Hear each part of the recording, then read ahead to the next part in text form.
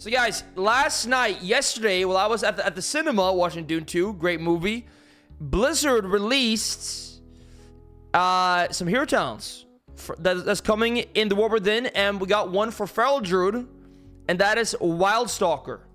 Okay, very, very cool. So let's go through it, read it. I had a small look at it already, but I read like only a couple of them. Let's kind of go through it now, step by step, and kind of break it down, what I think of it. Concerns, pros, cons, and stuff like that. So keep in mind, before we even go into this one, there's like 2 hero talents that Feral can do.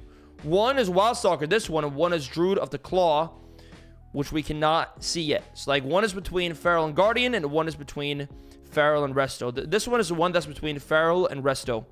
Wildstalkers are druids who feel such an affinity for the remote wilds of the world that they live amongst them, mostly in cat form, good, hunting to perpetuate the cycle of life and death and destroy those who would despoil nature. They use their healing powers to restore life to barren spaces and the creatures who live there. Okay, some class fantasy there. The first hero talent, but you get like 1 spec per level, right? So you get 70, and then you get 1 each level, all the way to 80, and then you end up down here. Let's hear those. So, Thriving Growth.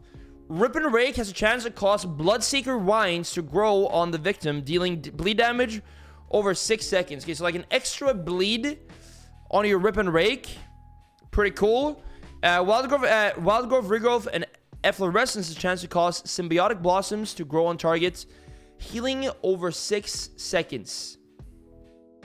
Like that mixed with instant regrowth sounds like it could be fairly decent, actually.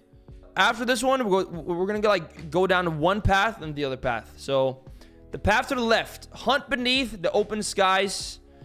Damage and healing while in cat form increased by 5% flat. Then Moonfire and Sunfire damage increased by 10%. Okay, so that's quite interesting. I mean, that's good for Lunar Inspiration, and I actually quite enjoy that playstyle, like the Lunar playstyle. And then flat damage buff. I mean, that seems very strong for like 1 hero talents. Pika Pala, not Peekaboo. Then we have Wildstalker's Presence. Wild Growth and Rake last 20% longer. Like, my kind of concern with this is that, like, half of it, you're never going to use as a Feral, right? So that's less appealing. But you can still spec here and then just not go down here, I guess. But let's see the next ones. Resilient Flourishing. Bloodseeker Vines and Symbiotic Blooms last 2 additional seconds. So this will buff the initial Thriving Growth spec.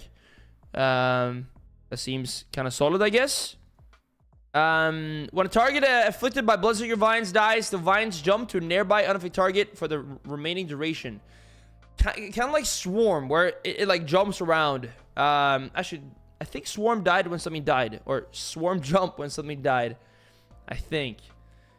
Root Network. Each active Bloodseeker Vine increases damage your abilities deal by 2%. And they stack, right?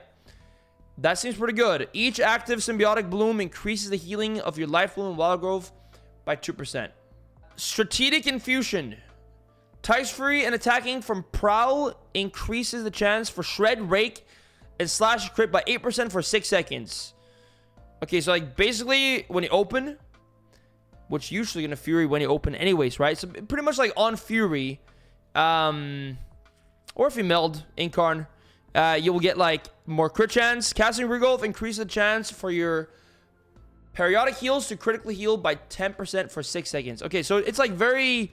You have like one thing that's more cat form and one thing that's more healing, like on each of them.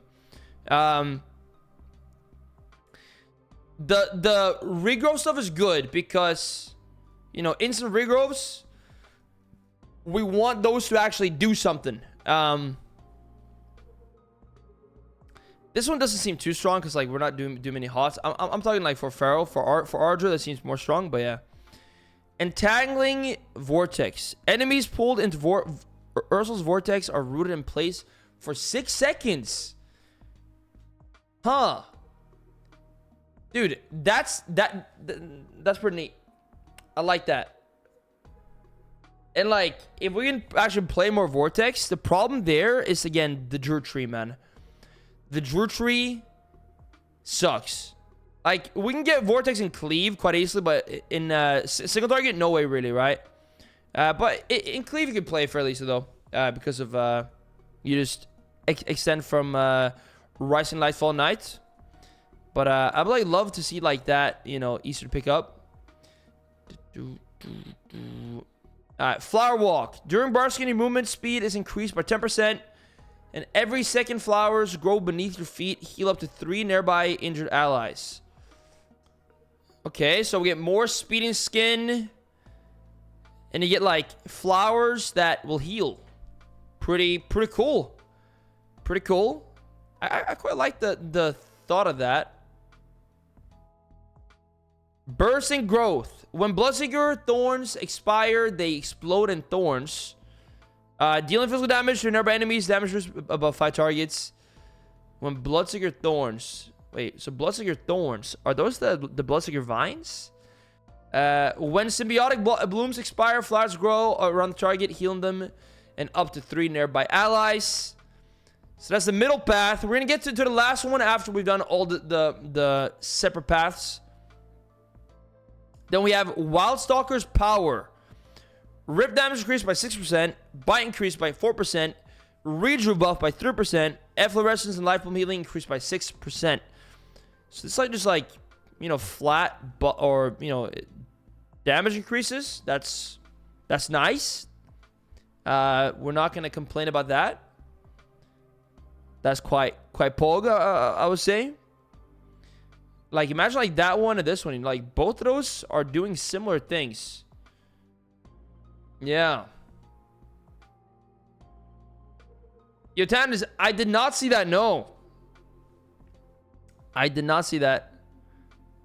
Let's see here. Bond with nature. Healing you receive is increased by 10%. That seems nice. Especially like as a bit squish your spec. Getting more healing is welcome. We like that. And then your regrowth healing to yourself is increased by 50%. Dude. That's just like a pretty clever solution, because I think in Shadowlands, you might kind of get to a spot where like the regrowths were just healing too much, especially on other targets. But like having the heals on yourself at least be buffed by, you know, big amounts is quite nice. You know, recently they also unnerfed regrowth quite a bit, and it heals like decent amounts now. So with this, that could be pretty good. Yeah. Twin Sprouts. When Bloodseeker vines or symbiotic blooms grow, they have a 10% chance to cause another growth at the same type of the same type to immediately grow on a valid nearby targets. Kind of cool. The implants. Feral Frenzy immediately causes a Bloodseeker vine to grow on targets. Okay, so that's like a guarantee, which is quite nice in the opener too, I guess. Caster regrowth that is made instant via initiative causes a symbiotic bloom to grow on the target. Okay, I see. I like that talent. Like, kind of taking out the guesswork, and like if you want to trigger it at a certain time, you just do it. You know, boom, and then you get that. That's nice. And then we have Vigorous Creepers. Bloodseeker vines increase damage your abilities yield to the affected enemies by 10%. Okay. So, like, this kind of ends up being a similar function to our current tier set, where, like, when you frenzy, you get a full, you know, 10% buff. Like this mixed with this, you know? That's a pretty potent combination. Symbiotic blooms increase healing your spells do to affect targets by 8%. Okay. This actually seems kind of nice. So, no on-use, right? It's all passive stuff. But I quite like how it functions. This stuff reads quite well. Keep in mind, this is only like Wildstalker, right? It's not Druid of the Claw. I really wonder what this was going to be like. Because this seems more like, you know, more tanky stuff. Potentially. So we're going to see how that is. Or maybe like this is more damage / tank. And this is more damage / healing, right?